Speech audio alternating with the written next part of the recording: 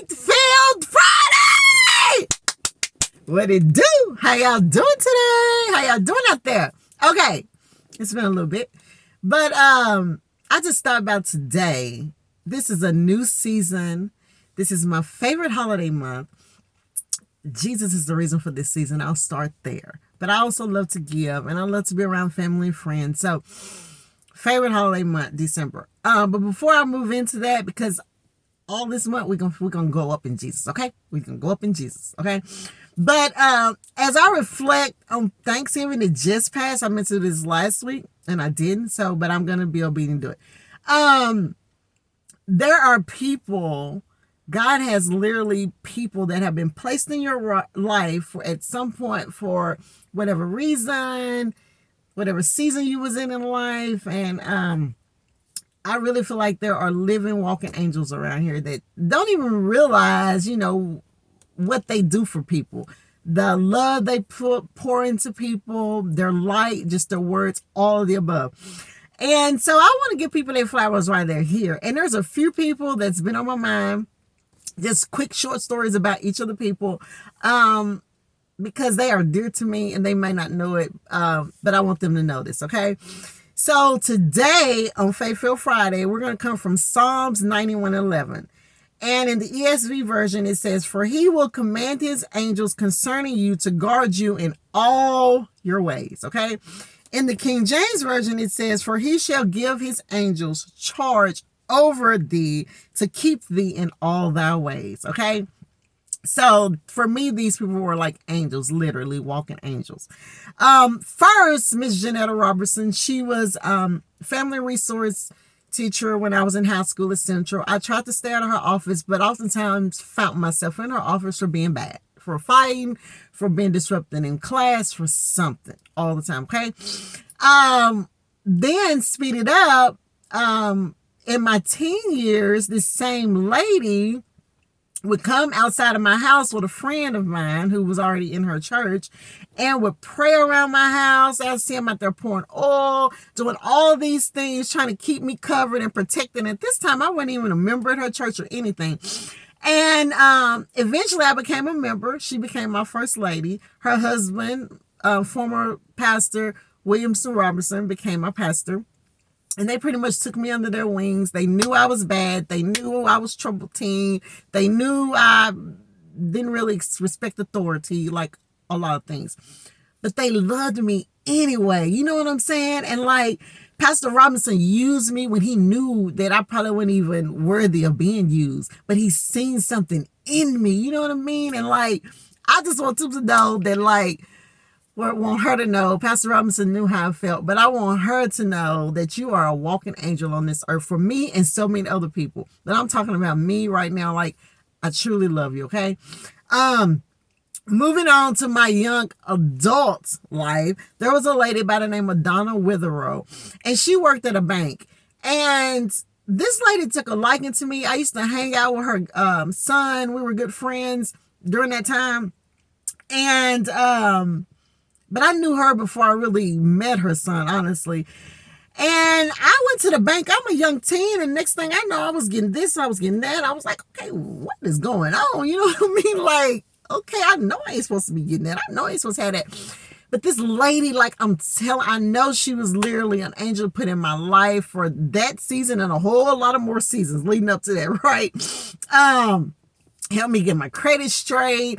I mean, I could go to the bank and get any vehicle I wanted. I could just whatever. You know what I mean? I'm a young girl. I'm running around in $20,000 vehicle, $3,000 rims, just living life. Like no care in the world, just kicking it, okay? And I know that she was an angel, because I still to this day can't explain how I even got half of that stuff, okay? So Miss Donna Witherow, I know she's not on Facebook, but I love you dearly. I really do. Okay. Felicia Beard. Okay. She's the next lady. I was friends with her daughter for, years. We're still friends to this day. We don't see each other as much, but I still have the same love in my heart for her too. But she saved me from a lot of bad moments. I'm talking about a lot of bad moments. She seen me at my worst with her daughter. We did drugs together all the time, every day if we could, every weekend, whatever. We was always in something. We always had house parties. Like, we kicked it, okay? But I remember this one particular time that I've been out all night drinking, partying, what you call it, speedballing, where I remember being on X, and then I remember somebody gave me something else, and then the rest of the night was kind of blur, right? But I remember being at this gas station. This gas station is right across the street from Fred's right now, where Fred's used to be in Columbia. And I remember somebody knocking on my window, and I looked up, and I remember seeing the sun, and it was so bright, and they were like, "What are you on?" And I'm like, and I looked around like, "Oh my God, what I'm doing, where I'm at?" And the lady at the gas station said I had been riding around the pumps, blasting music for just riding and riding and riding. She said to the point she got scared, and I was getting ready to come into the store. Like, I was driving towards the store, and went up with the grace of God to stop my vehicle, okay? And so she was getting ready to call the police when I came to, and I was like, "Oh my God." So I remember calling my friend.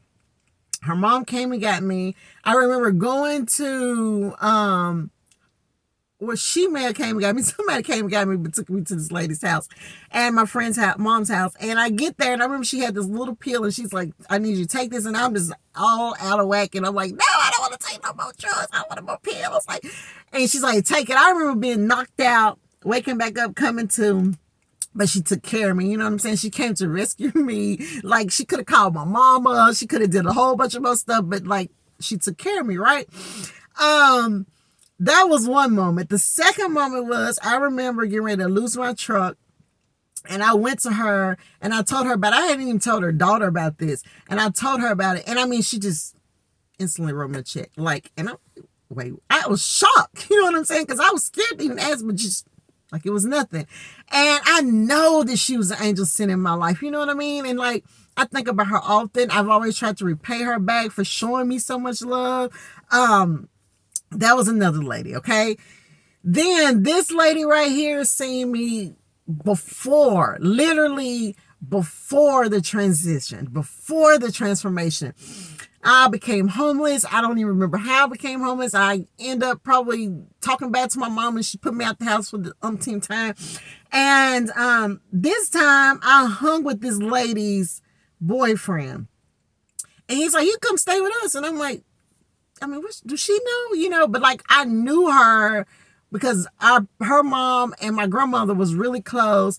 Her brother, like, when I was in high school, had the biggest crush on me. And then I ended up being really good friends with him. He was friends with my uncle. Like, we all knew each other, you know what I'm saying? But not to the point where I need to be living with her, honestly. But she took me in, you know what I'm saying? She seen me when I was high, when I was coming in half from powder. She seen me on the couch with my daughter. Like, she seen all of that. And then one morning I got up and I threw up. And she was like, "Oh, you done got pregnant." And I'm like, "Girl, no, that's not happening for me. Oh, we gonna go see." She took me to the doctor. I ended up being pregnant. Long story short, she called Leland. She's like, "Oh, ain't no need you, Shay pregnant. Ain't no need you crying now." Because I was crying, and I remember her saying this, and she cracking up, and I'm just like, what just happened? You know what I'm saying? And then, like, but from that moment, though, transformation took place.